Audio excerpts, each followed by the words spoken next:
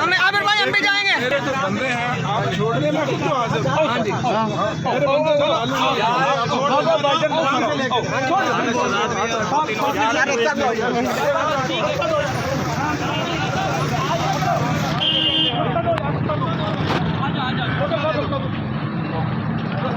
आमिर भाई जिंदाबाद।